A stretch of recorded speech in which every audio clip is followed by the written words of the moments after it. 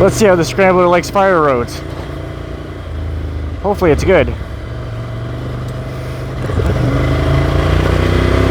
I know it likes gravel roads, but this road's a little bit choppier in some spots, and it's got a lot more tight corners.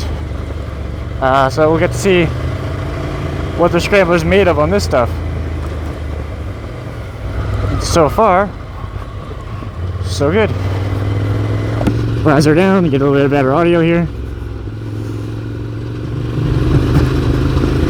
Yeah, I've run this road pretty quick on, oh fucker. Oh, that ABS is shit. Oh man, that ABS is fucking dangerous. Okay. Boom, boom, boom, boom. Let's pull over here. Yeah, that freaking ABS is sketchy as hell. Alright, let's see here. How do you do this? So, is it this one? No, that's my trip reset. How the hell do I get into my menu? One eternity later. Okay. I was on the right track, I think.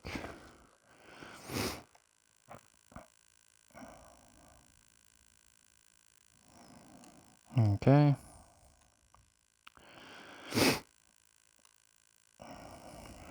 One, two, three, four. Oh, fuck, that was easy. Okay. Done.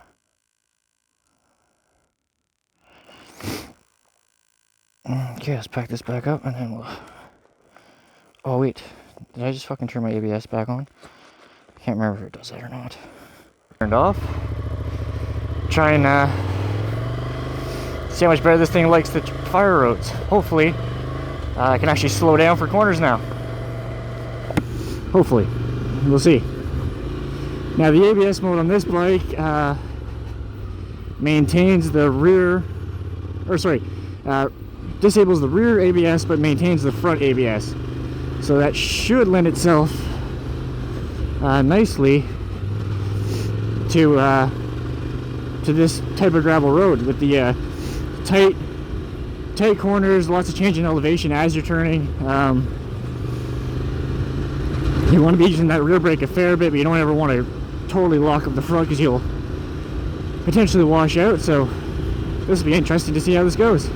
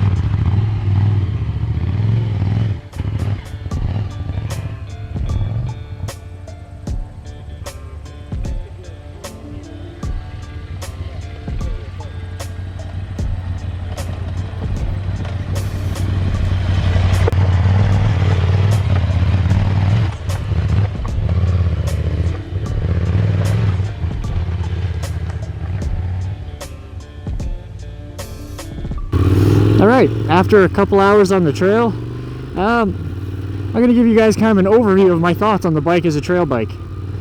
Honestly, I am so impressed.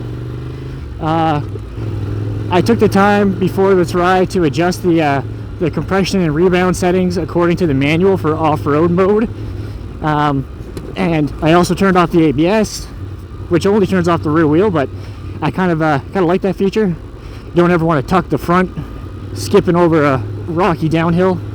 And the rear brake surprisingly has more feel with the ABS turned off, and it's got like an incredible amount of bite, which I think when you have the ABS on, that's why it feels so vague, because it bites so hard with like very little pressure. But works good for it off-road though.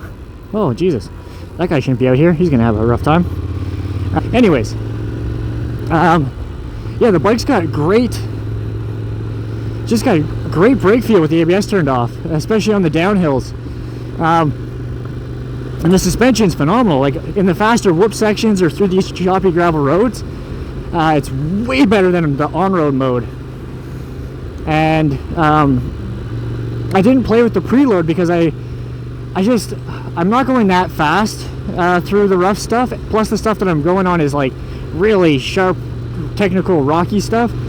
And their off-road mode actually stiffens the suspension, so I don't really see the point. It just wouldn't suit what I'm doing. Now, I jumped it today, and it feels good in the air, which is great. Though I didn't go like crazy Travis Pastrana jumping, I did catch some air for the first time, and it was pretty awesome. The really impressive point though is how this bike handles tight technical stuff, steep climbs and steep descents, where you're like forced to change your line mid-climb because of loose rocks kicking your back end around. And with that super grunty, torquey engine and a nice low first gear, even with its weight, it's easy to manage. As long as you keep it rolling, the weight doesn't ever really become a disadvantage. And the bike has traction for days, partly because of the weight, I think. It works great. I was really surprised at how capable it is in the tight technical stuff. I'm pretty excited to try some single track, get into the trees and see how it does in the trees. Mind you, I'll be going slower probably than any dual sport guys, but at the same time, I don't think I'll have any issues as long as I'm riding at my own pace.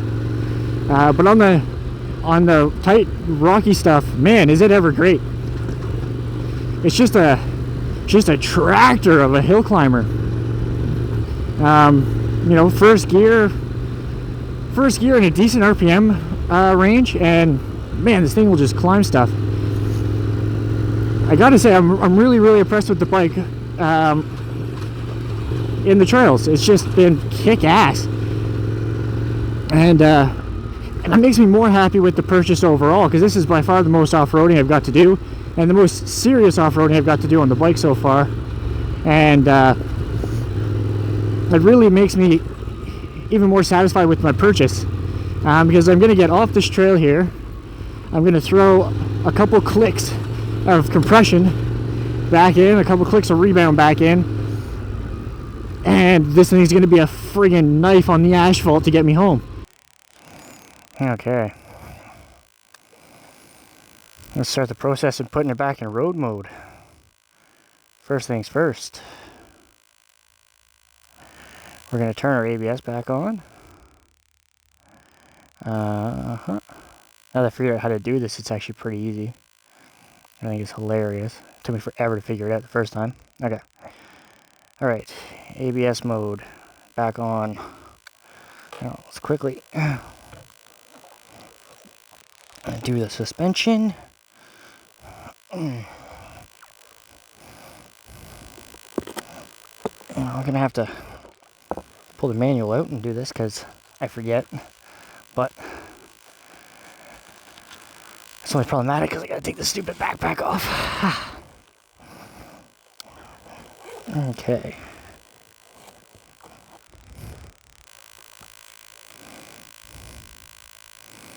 Where are we at? 124. There we go. Look at that.